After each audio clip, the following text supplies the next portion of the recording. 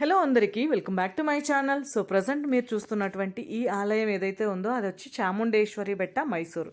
So మైసూరులో palace ఉంది కదా, palace నుంచి 13 కిలోమీటర్ల దూరంలో ఉందన్నమాట. కొండ పైన వెలసినటువంటి అమ్మవారి ఆలయము.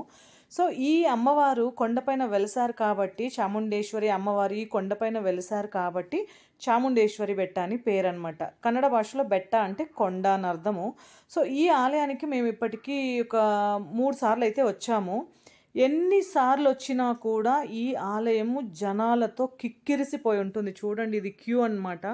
మేము ఫస్ట్ టైం ఇక్కడికి వచ్చినప్పుడు మంచిగా అసలు ఎంత హ్యాపీగా వచ్చానో నేను, మంచిగా అమ్మవారిని దర్శనం చేసుకోవాలని చెప్పి. ఎందుకంటే చాముండేశ్వరి బెట్ట అంటే చాలా శక్తిపీఠం అన్నమాట. యాక్చువల్గా 18 శక్తిపీఠాలలో ఇది కూడా ఒకటి అనేసి ఇక్కడ జనాలు భావిస్తారు.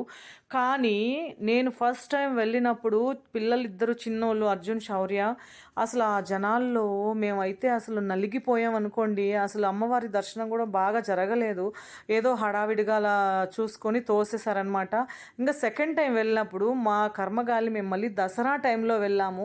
దసరా అనగానే మన ఇండియాలో ముఖ్యంగా ఫస్ట్ దసరా అంటేనే ఆ టైంలో మాకైతే అసలు కనీసము, మీరు నమ్ముతారో లేదో నిజంగా చెప్తున్నా, కింద మనకి స్టార్టింగ్ కొండ ఎక్కుతాం కదా, కొండ ఒక 2 కిలోమీటర్స్ వరకు అంతే మేము ముందుకు వెళ్ళగలిగాము. ఇంకా అక్కడి నుంచి ఫుల్లు, అట్లీస్ట్ మేము ఫస్ట్ టైం వెళ్ళినప్పుడు అట్లీస్ట్ దర్శనం అయినా జరిగింది. సెకండ్ టైం వెళ్ళినప్పుడు కనీసం వెహికల్ కూడా ముందుకు జరగలేదన్నమాట, ముందుకు వెళ్ళలేదు. ఎందుకంటే పార్కింగ్ లేదు అసలు. ఇంకా ఫస్ట్ 2 కిలోమీటర్స్లోనే ఆల్మోస్ట్ 13 కిలోమీటర్స్ ఉందన్నమాట కింద ప్యాలెస్ నుంచి చాముండి బెట్ట.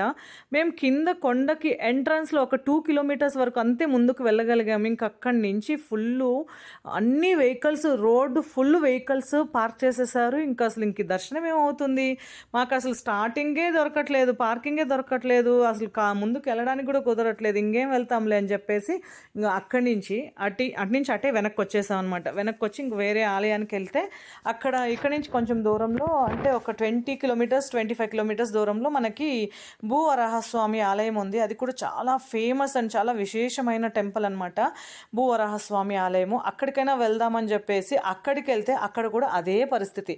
సో అప్పుడు మాకు అర్థమైన విషయం ఏంటంటే, దసరా హాలిడేస్లో, వీకెండ్స్లో, మామూలుగా గవర్నమెంట్ హాలిడేస్లో మనం ఎక్కడికి వెళ్ళకూడదని చెప్పేసి మాకు అప్పుడు బుద్ధి వచ్చింది. ఇంక అప్పటి నుంచి వీక్ డేస్లో తప్ప వీకెండ్స్లో కానీ, హాలిడేస్లో కానీ, గవర్నమెంట్ హాలిడేస్లో కానీ మేము ఎక్కడ ప్లాన్ చేయమన్నమాట. సో ఇంకా ఇప్పుడు చూడండి, దర్శనం అయితే మేము 3 అవర్స్ పట్టింది మాకు ఇప్పుడు థర్డ్ టైం వెళ్ళిన తర్వాత. అంటే ఫస్ట్ 2 టైమ్స్ మనకి దర్శనం అంతగా బాగా జరగలేదు కదా అని చెప్పి మేము మళ్ళీ ప్లాన్ చేసి వచ్చామన్నమాట. సో థర్డ్ టైంకి 3 అవర్స్కి మాకు దర్శనం అయితే జరిగింది. సో దర్శనం చేసుకొని మేము రిటర్న్ అయ్యాము.